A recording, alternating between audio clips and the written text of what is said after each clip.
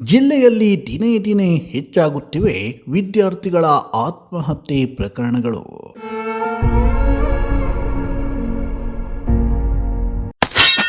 ಅರಳುವ ಮುನ್ನವೇ ಬಾಡಿ ಹೋಗುತ್ತಿವೆ ಅಮೂಲ್ಯ ಕುಸುಮಗಳು.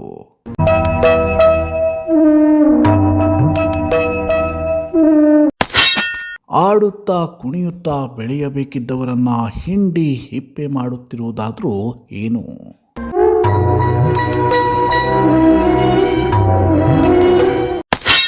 ಟೀನೇಜ್ ಹಂತ ತಲುಪುತ್ತಿರೋ ನಿಮ್ಮ ಮಕ್ಕಳ ಮೇಲಿರಲಿ ವಿಶೇಷ ಕಾಳಜಿ.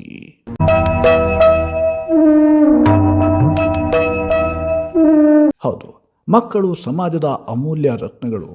ಅವರೇ ಭವಿಷ್ಯತ್ತಿನ ಭಾರತದ ಪ್ರಜೆಗಳು. ಆದರೆ ಇತ್ತೀಚೆಗೆ ಅದ್ಯಾಕೋಗುತ್ತಿಲ್ಲ. ಸಣ್ಣ ಸಣ್ಣ ವಿಚಾರಗಳಿಗೆ ಬೇಡದ ನಿರ್ಧಾರವನ್ನು ತೆಗೆದುಕೊಂಡು ತಮ್ಮ ಜೀವನಕ್ಕೆ ಅಂತ್ಯವನ್ನು ಹಾಡಿಕೊಳ್ಳುತ್ತಿದ್ದಾರೆ. ಬಾಳಿ ಬದುಕಬೇಕಾದ ಅದೆಷ್ಟೋ ಕುಸುಮಗಳು ಅರಳುವ ಮುನ್ನವೇ ಬಾಡಿ ಹೋಗುತ್ತಿವೆ.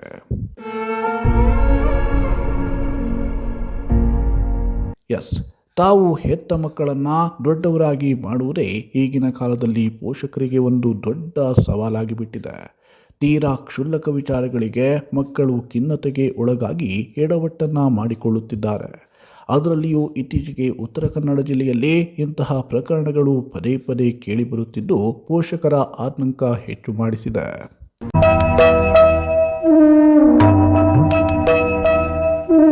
ಇತ್ತೀಚೆಗಷ್ಟೇ ಪರೀಕ್ಷೆಯಲ್ಲಿ ಫೇಲಾಗುವ ಭಯದಿಂದ ಕಾಲೇಜು ವಿದ್ಯಾರ್ಥಿಯೊಬ್ಬ ಡೆತ್ ನೋಟ್ ಬರೆದಿಟ್ಟು ಆತ್ಮಹತ್ಯೆಗೆ ಶರಣಾಗಿದ್ದ ಘಟನೆ ಸಿದ್ದಾಪುರ ತಾಲೂಕಿನ ಕಾನಸೂರಿನ ಕಲಕಟ್ಟೆಯಲ್ಲಿ ನಡೆದಿತ್ತು. ಅಭಿರಾಮ ವೆಂಕಟರಮಣ ಹೆಗಡೆ ಎಂಬ ವಿದ್ಯಾರ್ಥಿ ಆತ್ಮಹತ್ಯೆಗೆ ಶರಣಾಗಿದ್ದ. ಉಡುಪಿಯಲ್ಲಿ ಬಿಕಾಂ ದ್ವಿತೀಯ ವರ್ಷದಲ್ಲಿ ವಿದ್ಯಾಭ್ಯಾಸ ಮಾಡುತ್ತಿದ್ದ ಯುವಕ ಪರೀಕ್ಷೆಯಲ್ಲಿ 3 ವಿಷಯಗಳಲ್ಲಿ ತಾನು ಫೇಲಾಗುತ್ತೇನೆ ಎಂದು ಮನಸ್ಸಿಗೆ ಹಚ್ಚಿಕೊಂಡು ಮನೆಯಲ್ಲಿ ನೇಣು ಬಿಗಿದುಕೊಂಡು ಆತ್ಮಹತ್ಯೆ ಮಾಡಿಕೊಂಡಿದ್ದ.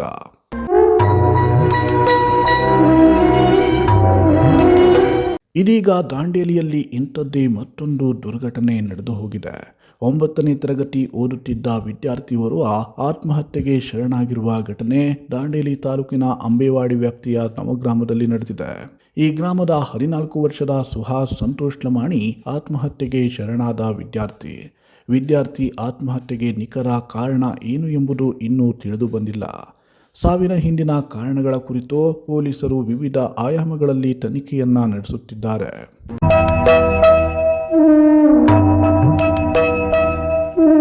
ಇತ್ತೀಚಿನ ದಿನಗಳಲ್ಲಿ ಮಕ್ಕಳು ಇಷ್ಟು ಬೇಗ ಧೃತಿಗೆಡಲು ಕೇವಲ ಒಂದೇ ಕಾರಣ ಅಂತ ಹೇಳಲು ಸಾಧ್ಯವಿಲ್ಲ. ಅವರ ಮಾನಸಿಕ ಒತ್ತಡದ ಹಿಂದೆ ಹಲವು ಅಂಶಗಳಿರುತ್ತವೆ.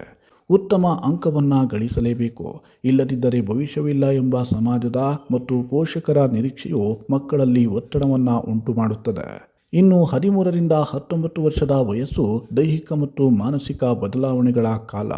ಈ ಸಮಯದಲ್ಲಿ ಸಣ್ಣ ಸೋಲು ಅಥವಾ ಅವಮಾನವು ಅವರ ಮನಸ್ಸನ್ನು ತೀವ್ರವಾಗಿ ಘಾಸಿಗೊಳಿಸುತ್ತೆ. ಮನಸ್ಸಿನ ಗೊಂದಲ, ಭಯ ಅಥವಾ ನೋವನ್ನು ಯಾರೊಂದಿಗೂ ಹಂಚಿಕೊಳ್ಳಲಾಗದೆ ಒಂಟಿತನ ಅನುಭವಿಸುವುದು ಮಕ್ಕಳನ್ನು ತಪ್ಪು ದಾರಿಗೆ ಎಳೆಯುತ್ತಿದೆ. ಹೀಗಾಗಿ ಪೋಷಕರು ಮಕ್ಕಳ ಮೇಲೆ ಒತ್ತಡ ಹಾಕುವುದನ್ನು ಮೊದಲು ನಿಲ್ಲಿಸಬೇಕು. ನಿಮ್ಮ ಮಗುವನ್ನು ಎಂದಿಗೂ ಬೇರೆ ಮಕ್ಕಳೊಂದಿಗೆ ಹೋಲಿಸಬೇಡಿ. ಪ್ರತಿದಿನ ಕನಿಷ್ಠ 15ರಿಂದ 20 ನಿಮಿಷ ಮಕ್ಕಳೊಂದಿಗೆ ಮುಕ್ತವಾಗಿ ಮಾತನಾಡಿ.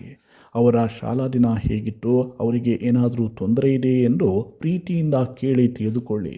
ಜೀವನದಲ್ಲಿ ಗೆಲುವು ಎಷ್ಟು ಮುಖ್ಯವೋ ಸೋಲು ಕೂಡ ಅಷ್ಟೇ ಸಹಜ ಎಂಬುದನ್ನು ಬಾಲ್ಯದಿಂದಲೇ ಮನವರಿಕೆ ಮಾಡಿ.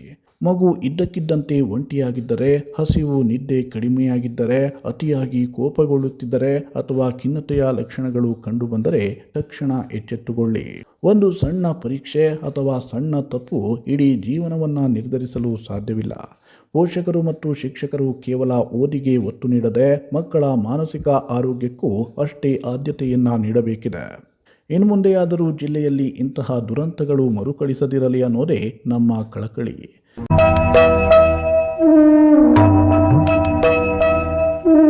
Bureau report, Sirsi news.